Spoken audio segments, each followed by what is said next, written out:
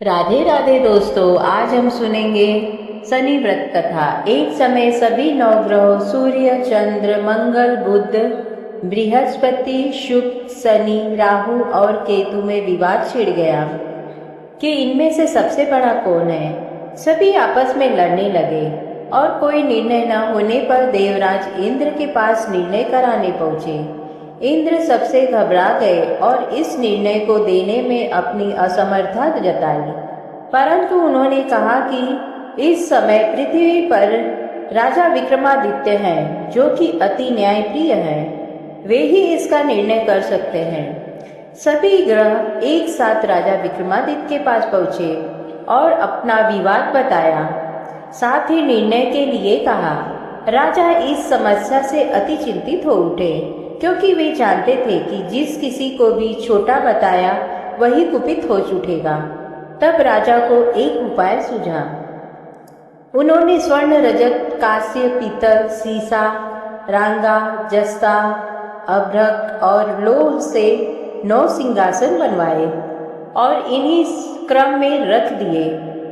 फिर उन सबसे निवेदन किया कि वे सभी अपने अपने सिंहासन पर स्थान ग्रहण करें। जो अंतिम सिंहासन पर बैठेगा वही सबसे छोटा होगा। इस अनुसार लोहा का सिंहासन सबके बाद में होने के कारण शनि देव सबके बाद में बैठे तो वही सबसे छोटे कहलाए। उन्होंने सोचा कि राजा ने यह जानबूझकर किया है। उन्होंने कुपित होकर राजा से कहा, राजा, तू मुझे नहीं जानता। सूर्य एक राशि में 1 महीना, चंद्रमा 2.25 महीना 2 दिन, मंगल 1.5 महीना, बृहस्पति 13 महीना व बुध और शुक्र 1-1 महीने विचरण करते हैं, परंतु मैं 2.5 से 7.5 साल तक रहता हूँ।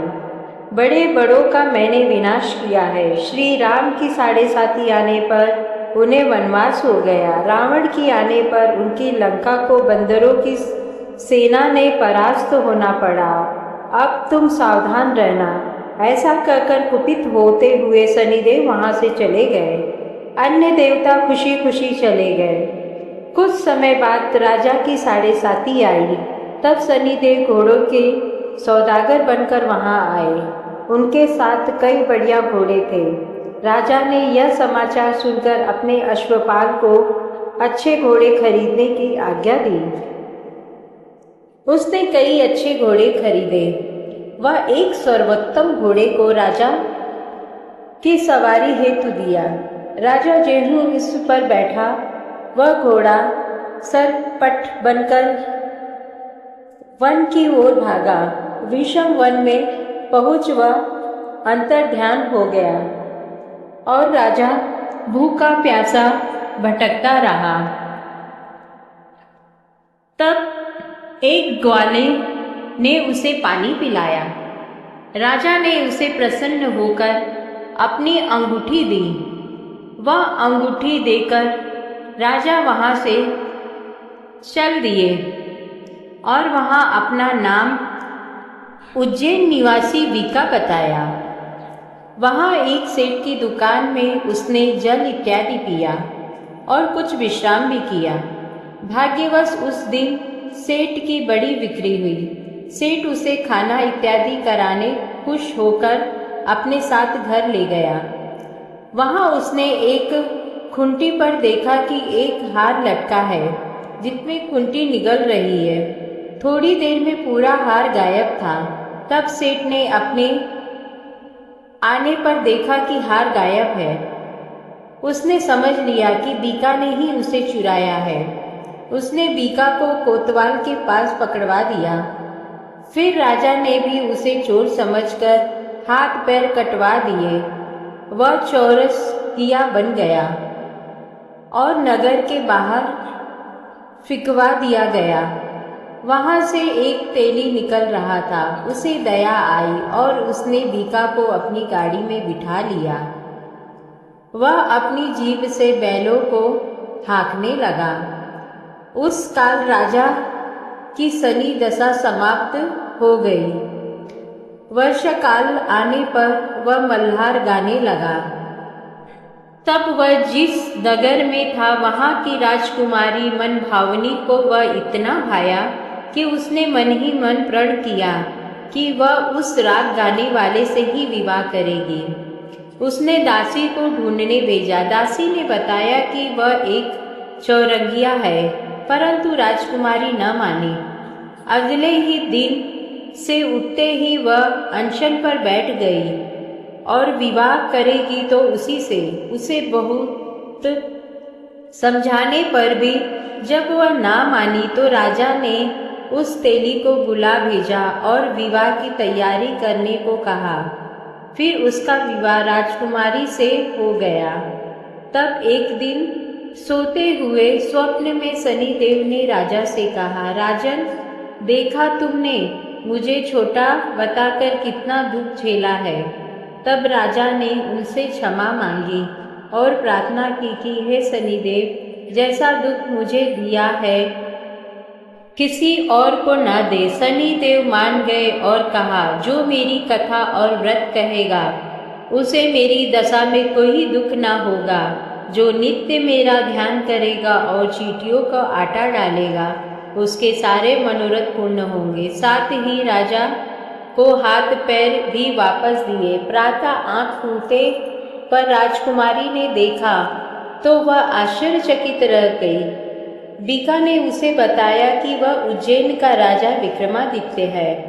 सभी अत्यंत प्रसन्न हुए। सेठ ने जब सुना तो वह पैरों पर गिरकर क्षमा मांगने लगा। राजा ने कहा कि वह तो शनिदेव का क्रोध था, इसमें किसी का कोई दोष नहीं है। सेठ ने भी फिर निवेदन किया कि मुझे शांति तब ही मिलेगा जब आप मेरे घर चलकर भोजन करेंगे।